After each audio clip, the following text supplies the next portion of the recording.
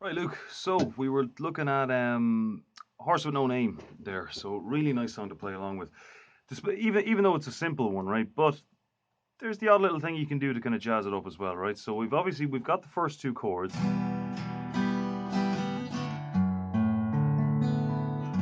Okay, so now that chord there, remember I was saying it's basically a D of sorts. That's kind of the closest thing to it. A D with F sharp in the bass,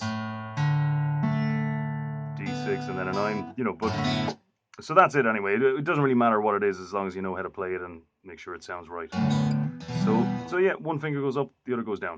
Nice and simple. Now, when you're doing it, make sure you're getting that note out as well. That one there. So just make sure there's enough. Your hand is high up enough off it, so that's got room to ring out. Same with the E minor. You're always in danger of just relaxing a little bit too much, and then it's touching. So so now as well, we had a lovely chord there. It was E minor 9. So if you feel it, it's not essential. If you just do an E minor over that, it'll be fine, right? But instead of that, we've got this.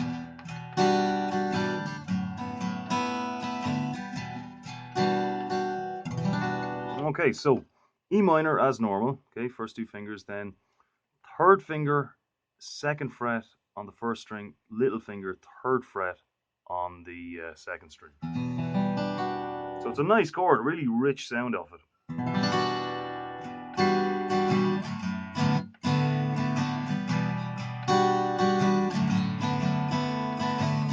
Now remember as well, keep an eye on how the chords actually sound coming out of the guitar, okay? Because obviously you can be sort of strumming away perfectly fine, and this all feels right, but just listen to it as well. You'd be surprised how difficult it is to keep listening to yourself, while you're being distracted by the fact that you're playing, right?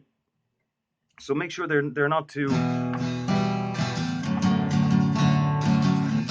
you know what I mean, not too bass heavy, right? You want to get a nice jangle in there as well. Okay, so that's important, and a lot of your strums, they don't all have to go down through all six strings, right? You could have a bass heavy strum, and then just flick up on those open strings to get a nice kind of jangle out of there as well. So just there's no right or wrong way to do that. It's just be oh, excuse me, thinking about those that kind of thing. Excuse me. Okay, so I'm not going to re-record it.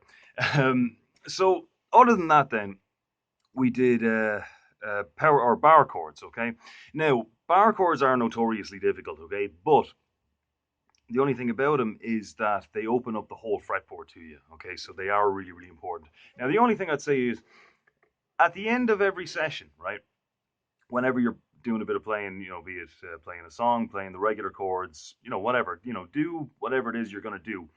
And then for maybe 5-10 minutes after that, right, at the end of it, right, because these wear your hands out, so you don't want to do that until the end of your playing. Just try a few bar chords. So let's get into that now, right? So the two I want you to try and bar are A minor and E major. Okay? So so the way you do these is, well, this is the way you do it starting out. Obviously, if you want to play a B minor, you just play the B minor, okay? So that's what you're going for. But just to kind of get a sense of where you're going with it, there's A minor. So we're gonna play B minor using the A minor shape, just taking it up, okay? So A minor, we switch it around so that the middle finger starts it. Okay, so where your first finger went, your middle finger's going. Where your middle finger went, your third finger is going, and so on, okay? This. So there's A minor. Up two frets, and the bar goes across it. Now you can, because it's an A shape, we generally don't include the sixth string on that, but you can. It's no big deal if you do. Whatever gets you all of them ringing out at the same time. Now again, you're not going to get this straight away, okay? Nobody does. I certainly didn't anyway.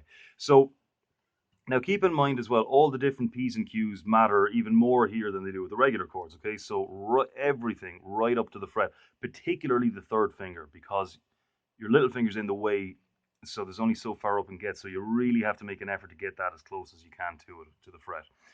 Kind of, all your fingers, none of this business or, that or anything like that, just coming straight straight down on the string, curved out the way like that.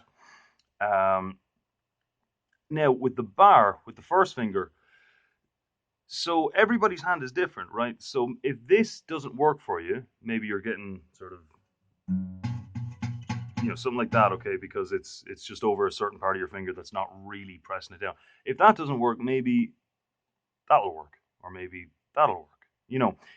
Try and error, try different ways, and once you find that sweet spot where they're all ringing out, or at least all but one are ringing out, then you're in a good spot. So just try it, okay? Try different places, and remember, you don't like. There's nothing special about B minor. We could just as easily do C minor, C sharp minor, D minor, and so on. They're all there. So then the other one is exactly the same, only up a string. So there's A minor. Here's E major. So now we can take that up. So E, no E sharp. So here's F. F sharp, G. And with this one, all 6 strings are involved. So again, right across. And your finger probably shouldn't be down here, only as far up as you need to. Should be about there. It's just a bit stronger. You have better leverage when you're kind of more up on it, if you know what I mean. All right. So bit of Horse with No Name, play along with it, and play along with the whole song as well. You'd be surprised that takes a bit out of you, actually just keeping it going the whole way through, even though it is very simple. Try to get that minor 9 in there as well. All right, talk to you next week.